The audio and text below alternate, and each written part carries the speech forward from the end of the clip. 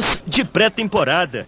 E hoje, contra o River Plate do Uruguai, o Atlético tem o primeiro teste de 2011. Vai ser um amistoso já valendo pelo jogo. Então ali a gente já vai mostrar algo diferente. Já tem que dar mais e mesmo acima do cansaço, para poder todo mundo entrar em forma logo, pegar o ritmo de jogo para chegar no campeonato bem. O amistoso na Arena do Jacaré é também a última chance dos jogadores conquistar uma vaga entre os titulares de Dorival Júnior, antes da estreia no Campeonato Mineiro no próximo fim de semana. O Atlético hoje tem um elenco de jogadores que aos poucos todos estão à disposição do treinador e dentro da normalidade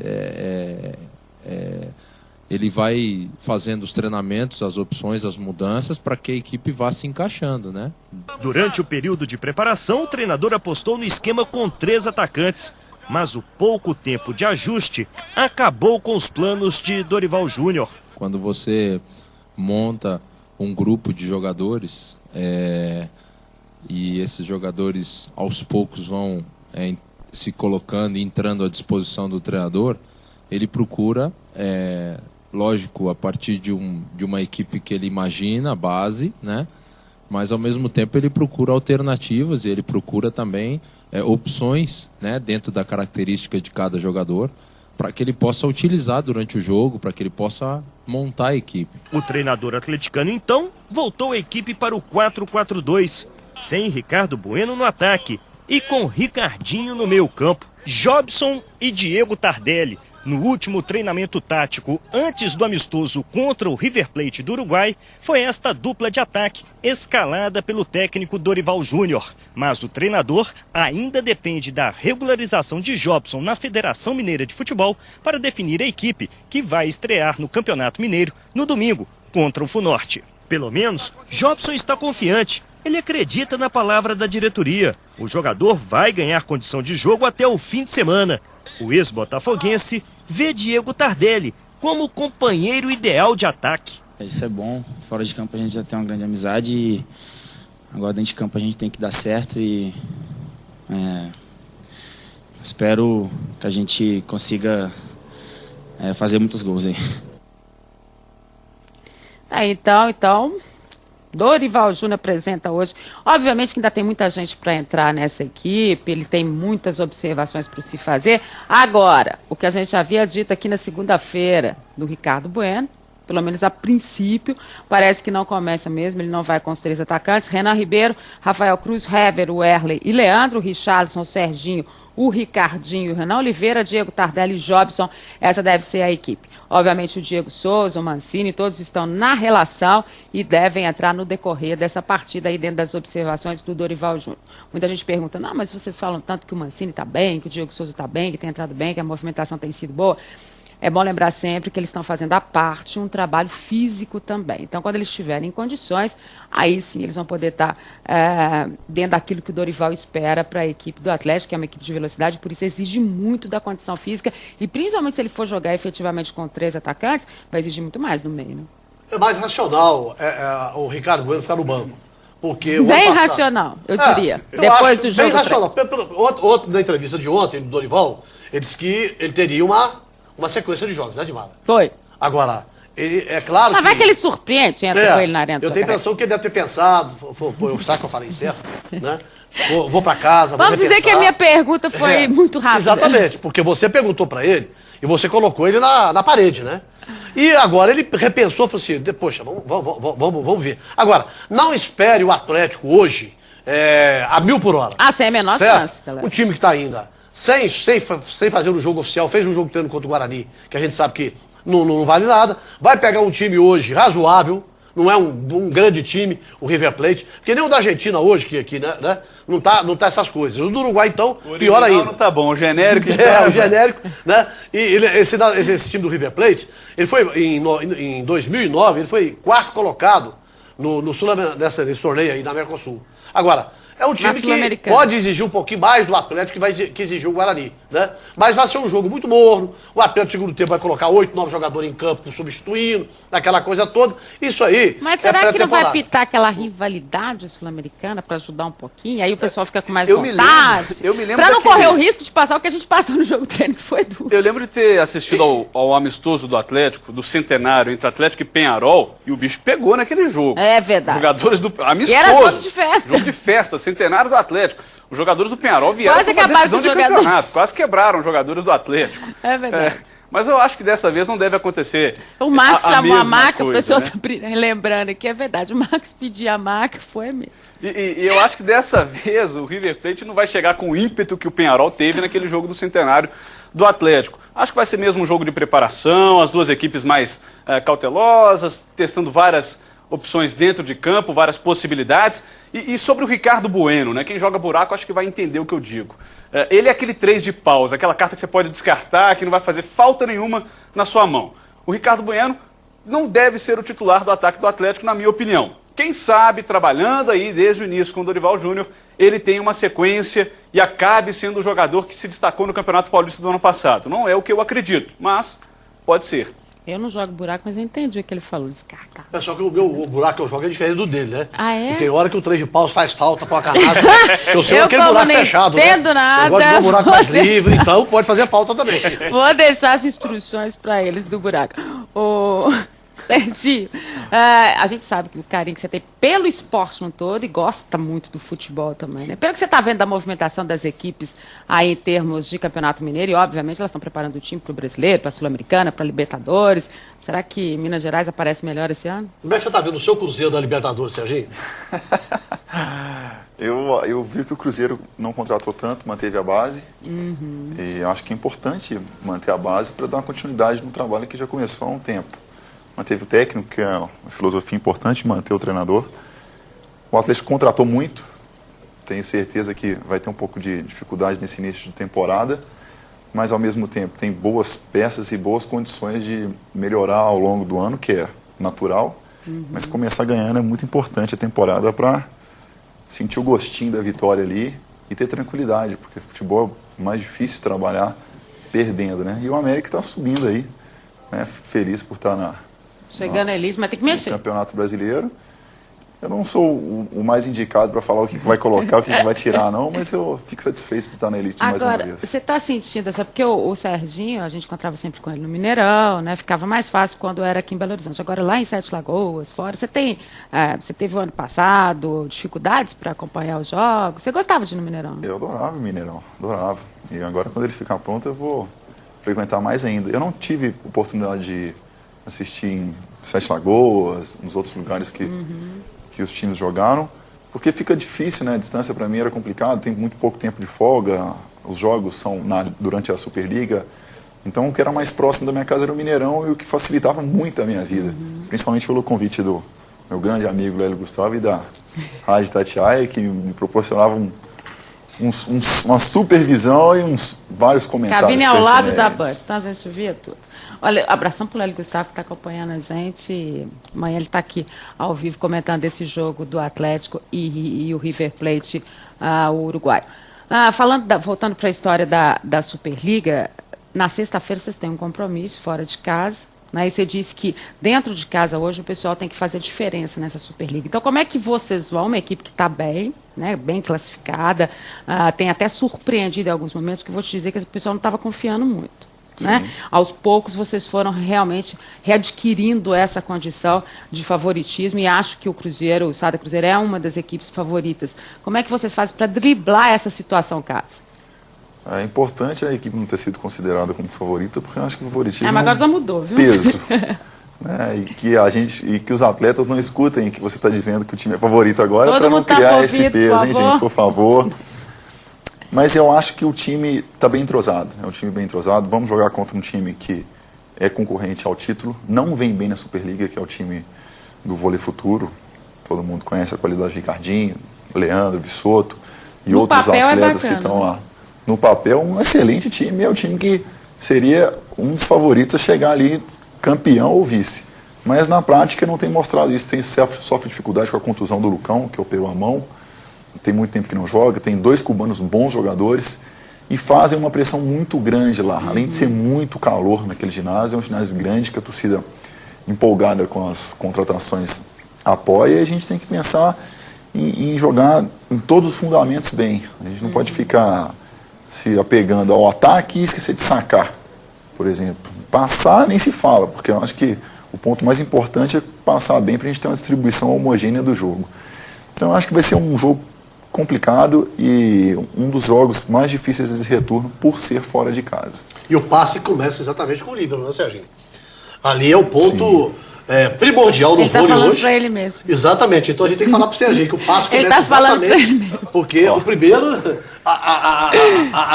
a soltar a bola é o líbero, né? Mas vou te contar que tem um pessoal ali que me ajuda. Então, seu Léo Mineiro, Felipe, Samuel, os caras me dão um suporte muito bom ali. Porque não adianta nada você ter um excelente líbero, senão na hora que você olha para o lado, você tem que cobrir o cara.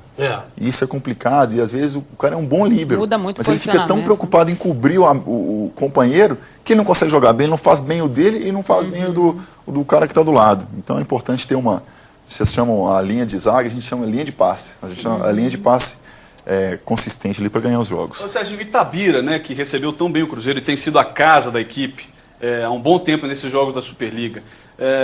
Como é que está a situação do ginásio do Cruzeiro aqui em Belo Horizonte? Treinamentos? Havia uma proposta para que o clube reformasse o ginásio, para que o Cruzeiro também pudesse jogar em Belo Horizonte, sem desprezar o povo de Itabira, claro, mas é também para dar oportunidade a todos assistirem aos jogos do Cruzeiro na Superliga. Como é que está isso? Quando eu fui contratado, eles disseram que o projeto era de fazer um ginásio, ou então reformar o ginásio do Barro Preto, mas o ginásio do Barro Preto não tem uma estrutura grande que possa colocar a torcida do Cruzeiro ali dentro para apoiar. É um ginásio pequeno, um ginásio modesto. Mas cabe 1.000 e poucas pessoas só. Que daria para colocar... Não tem espaço lateral. Teria que fazer uma reforma. Itabira é um excelente lugar para jogar, a torcida apoia, mas o nosso time joga sempre fora de casa. Porque quando a gente joga fora de casa, a gente viaja normalmente para jogar. E quando a gente vai jogar em casa com o mando é nosso, a gente tem que ir para Itabira. É um desgaste maior. Ou tem que ir para Atlético Cruzeiro América. Eu tenho que ir para Betim, eu tenho que ir para Contagem. O vôlei está passando por isso Nós também. temos várias torcidas espalhadas ali. Nós temos a de Itabira, que prestigia, nós temos Contagem, prestigia, Betim, a mesma coisa. Mas eu acho que a única coisa que falta para completar essa estrutura do Santa Cruzeiro, que é uma estrutura excelente, estou gostando muito, é ter o ginásio próprio, ou então até mesmo reformar o ginásio independente da capacidade. Rapidinho, eu fiz uma sugestão que o Cruzeiro jogasse no ginásio do Minas, então. Né? Que seria um ginásio grande, um ginásio que teria o apoio da torcida do Cruzeiro e que é um ginásio oficial. Aí foi complicado, né? Jogar no ginásio do rival é difícil, a rivalidade, né? acho que não vai ser possível. E Mineirinho? Mineirinho é muito grande. Mineirinho é muito difícil de jogar. As pessoas falam, mas vamos pro Mineirinho, vamos colocar. Eu duvido que o Mineirinho vai encher. Nem em jogo difícil enche. Os bombeiros já limitam o espaço por causa da segurança. E é muito ruim para o atleta ver a torcida lá a 2 km de distância, o time que é adversário chega e joga como se fosse campo neutro, e a gente não aproveita a quadra como mandante, que tem aquela força da torcida que está perto da quadra, que empurra, que grita. Não tem isso no Mineirinho. Então vamos lá, vamos fazer um apelo então para o Zezé Perrella, presidente do Cruzeiro, para os dirigentes do SADA. O SADA Cruzeiro está querendo uma casinha para eles, para levar a torcida, né? Acho que é um bom planejamento. Festa de lançamento do Campeonato Mineiro, segundo a federação, tá tudo pronto. Tudo pronto, hoje é o pontapé inicial, é a nossa festa de abertura, já ficou tradicional e estamos na expectativa de termos um grande campeonato, principalmente com a ascensão do América, a divisão de elite do futebol brasileiro. Isso vai fortalecer o nosso campeonato, em que pese nós não temos um estádio em Belo Horizonte. Mas espero que essa falta de estádio seja por pouco tempo, que o Independência fique pronto o mais rápido possível. Qual a novidade que a Federação Mineira de Futebol traz para esse Campeonato Mineiro? Esse Campeonato Mineiro tem 2 novidades fundamentais em relação ao ano passado. Primeira novidade, os clubes resolveram extinguir as quartas de finais. A classificação já passa para as semifinais. E a segunda novidade, que até o ano passado, na fase final do campeonato, semifinal e final, o clube teria que ter X torcedores em seus campos. Dessa vez já não há essa necessidade. Se o clube classificar para essas fases, ele jogará em seu estádio independente do número de público que o estádio comporte. Quer dizer, isso evita que lá nas fases finais do campeonato um clube do interior seja obrigado a jogar fora de casa na capital. Quer dizer, na capital não tem jeito esse ano, mas fora de casa. Exatamente, ele vai jogar na sua casa se ele chegar à semifinal e à final. Presidente, vamos falar dos estádios do interior então. Como é que eles estão? Quais foram as medidas que a federação tomou? A gente sabe que teve toda essa dificuldade em relação a Montes Claros, aquela ansiedade até que veio o laudo. De uma forma geral, o panorama que a federação vê os estádios do interior para o início do Campeonato Mineiro. Olha, de ano para ano vem melhorando. Para você ter uma ideia, esse ano nós tivemos só 3 problemas. O Castor Cifuentes, que teve um problema com a autoridade sanitária de Nova Lima, que foi solucionado. E mais o estádio onde vai jogar o Funorte e o Montes Claros e o Guarani. Ambos também solucionados. O do Funorte foi que apresentou problemas maiores, porque o Funorte, inclusive, na fase final da 2ª divisão, ele nem jogou no seu estado, estava jogando fora. Mas eles adequaram tudo aquilo que foi exigido pela federação e pelo Corpo de Bombeiro, pela Polícia Militar. Então o estádio hoje está em plenas condições. Foi feita a reunião para o jogo do Atlético, com as autoridades presentes. Então, nesse momento, todos os estádios estão liberados. Que bom, né? A gente vai ver depois da primeira rodada, né? Liberados eles estão. Se eles estão em condições de dar conforto ao torcedor, que eu ainda não sei. Segunda a gente vai começar a receber tudo que o pessoal quiser mandar. Eu aguardo a resposta do pessoal na segunda-feira. Os próprios colegas de imprensa que forem trabalhar na partida podem falar com a gente. A gente vai relatar tudo aqui. Se você quiser liberar, você libera o campo do Pitangui também. Não tem problema não, hein? Agora, o problema é o seguinte, será que o doutor Paulo Schettini foi lá ver? Não, será não foi. Será que ele foi lá em Montes Claros? Teve uma ele comissão, foi lá no Farião? né? Teve uma comissão. Mas ele não vai. E aí, é aquilo que a gente falou ontem. Eles fazem uma maquiagem no estádio, né? Arruma mais ou menos e fica aquela condição que a gente sabe que não dá a menor segurança para o jogador, para o torcedor e para os profissionais de imprensa. Esse é o grande problema que a gente vive em Minas Gerais. E o presidente destacou 3 problemas apenas nesse início de Campeonato Mineiro com relação aos estádios, né? 2 que todo ano dá problema, que é em Divinópolis e também o Castor Cifuentes. Então não dá para entender, né? Todo ano dá problema, né? Mas continua. O dia que acontecer um desastre violento... Não vai chegar. Aí, nós vamos conseguir. Aí eles vão, a gente torce para que não aconteça. Não. Né? Mas o dia que acontecer como aconteceu na Fonte Nova, aí fecha tudo e vamos começar do zero. Acho que não vai precisar chegar nisso, não. O Tomara pessoal vai que ter que ter Tomara consciência, que sem dúvida nenhuma. Eu vou andando para chamar o comercial. É bom também essa história, a gente não vai ter que ficar brigando aqui, gente, no final do Campeonato Mineiro, porque o clube vai sair de lá para vir jogar em outro lugar, né? Para poder estar facilitando para o pessoal da capital. Que bom, isso aí também foi bacana. Intervalo rapidinho, já a sequência do Minas Esporte no próximo bloco. Sul-Americano Sub-20, Brasil e Equador. Não sai daí, olho no Minas Esporte, olho na Band. E a seleção brasileira, tudo bem, não era a equipe titular, mas foi fraco o jogo contra o Equador. Sul-Americano Sub-20, na tela da Band. Alan Patrick, pelo meio, Denilson já falou, vai pelo lado, olha a tabela, Henrique dominou, vai fazer!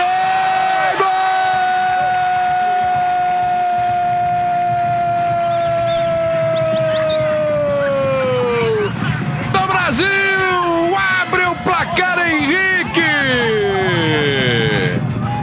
aos 24 minutos, primeiro tempo, primeiro gol da seleção brasileira contra o Equador.